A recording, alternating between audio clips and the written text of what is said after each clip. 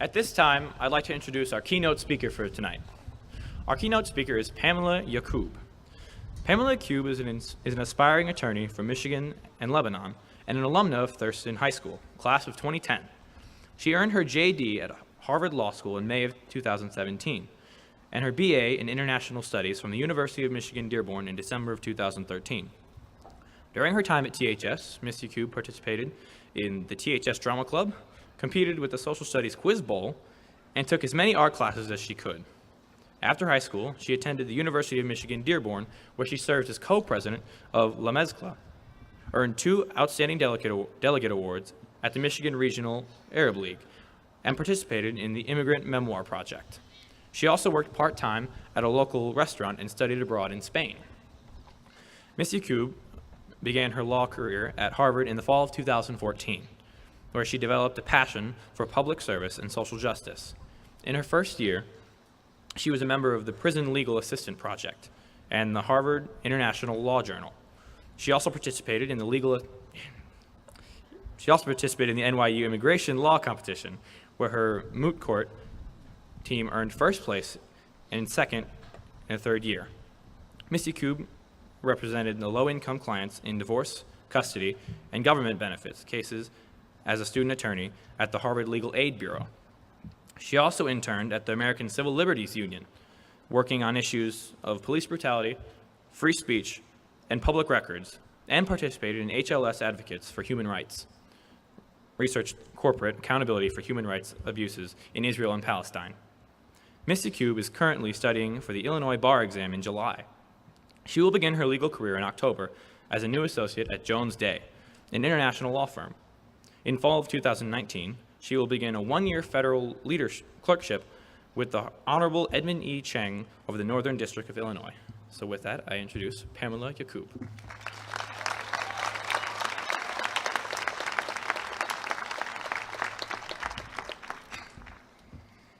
Good evening, everyone. Thank you so much for having me. It's truly an honor. And congratulations to you, the class of 2017, and to your families on this great milestone. I'm going to be honest with you and tell you that I've been freaking out about the speech for about 2 weeks straight now. I rewrote it about 10 times, and I hyperventilated to a friend or two, so there's no guarantees, and I gave you fair warning. But in all seriousness, I really tried to think about the things that I wish I knew when I was graduating from THS 7 years ago. Like you, I was sitting and listening to the speeches, probably wishing they were over already. And like you, I was ready to get out of high school. I was so excited to leave. But I was also nervous about the future, and I was absolutely terrified of failure. My family immigrated to the US from Lebanon when I was 8 years old, and we struggled for a long time. I felt like there was so much riding on my shoulders. I needed to succeed not only for myself, but also for them. And I'm sure some of you feel a similar sense of responsibility.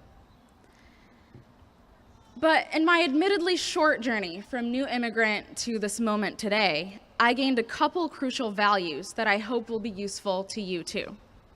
The first is to value and practice mentorship, and the second is to use your everyday life to make the world a better place. No matter what you decide to do in the future, make an effort to cultivate mentors for yourself, a network of people who can guide you. For me personally, my first mentors were the phenomenal teachers at Pierce and at Thurston, without whom I wouldn't be here today. Because when I was in middle school and high school, I desperately needed a support system. My family was starting from scratch, learning a new language and navigating a new system, and they simply didn't have the time or the resources to dedicate to my education. It seemed like no matter how hard my dad worked, and no matter how much my brother and my sister pitched in, we still had a hard time paying the bills, especially when my dad got sick. We lived in survival mode, constantly in crisis.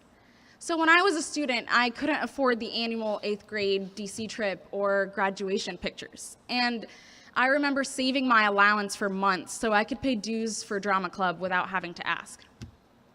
One of the only things I had was school itself. And even though I was too ashamed to talk about it at the time, Some of my teachers seemed to know that I needed guidance. They pushed me to apply to college, they criticized my work to make me a better writer, they recommended extra reading, and they basically fought for my education. Without them, I don't think I ever would have applied to Harvard, and my path could have been completely different. But that's why mentors are so important. Because no matter what you do in life, you don't have to do it alone. Mentors show you that you have options, they challenge you to be better, they remind you to value yourself and your dreams. Seek them out wherever you go. When you're at work, find that one person who knows the job and who cares about people. Ask them questions and learn what it takes. When you're in college, find the professor who is passionate about what you are passionate about and learn how they got there. Show them that you are willing to put in the work too. Develop those close relationships with people you look up to. They will sustain you and encourage you. And when you're ready, be a mentor. Be generous with your time and help those who come after you, because they will need mentors too.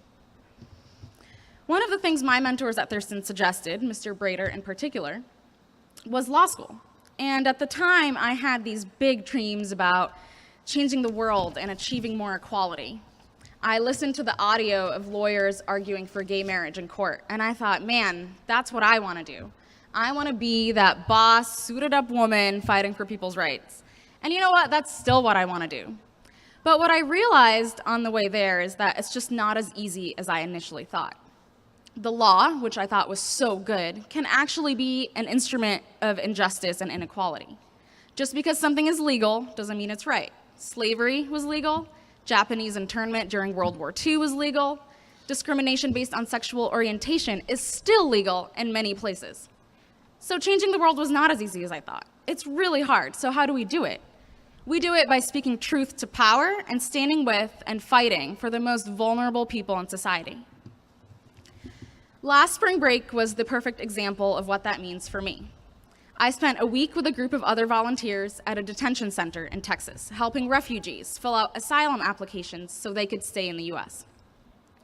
We worked with people fleeing persecution for their political beliefs, women who had escaped horrific domestic violence, and men who feared for their lives because they had refused to join drug cartels. These people had lives and loved ones. They were terrified, and they'd risked their lives to bring their families to safety. And the sad reality is that because our laws are so strict, most of the people we helped would probably be sent back anyway. But the real value of our work wasn't just in the numbers. It was taking the time to listen to the suffering of others, treating them with respect and with dignity, and showing them that they weren't alone. Isn't that how we would all like to be treated? And so that experience showed me something fundamental. There's no step-by-step guide to changing the world, and you can't change the world all at once. But if you can help just one person, if you are kind in your everyday life, especially to those who don't have the privileges that you do, that means you did make the world a better place. And yes, there will be times when what you want to accomplish is harder than you thought it would be, but don't give up. Never, ever give up. And it's important to recognize that for some people, life is just a little bit harder. If you're a woman, if you're a person of color, if you're an immigrant, if you're from a poor family, if you have a disability, if you're from a marginalized community that has been historically oppressed, you no doubt know that there are more obstacles in your way than there are for others. But I promise you that your struggle is worth it. Your struggle makes you more capable. It gives you the power of empathy and the wisdom of knowing that you've dealt with worse. And no matter where you come from, having empathy for others makes you a better person, a better student, a better employee. And no matter where you come from, whether you're rich or poor, black or white, gay or straight, we all have the responsibility to stand up for what's right. Whether you commit to a daily act of kindness or decide to educate yourself on a current issue or stand up for someone at work, you can do good. You just completed 12 whole years of school. You have so much knowledge under your belt, more than you think you do. And I know that despite the obstacles that may come your way, you can achieve whatever you set your mind to. You are powerful. So thank you so much for taking the time to listen to me, and congratulations, class of 2017.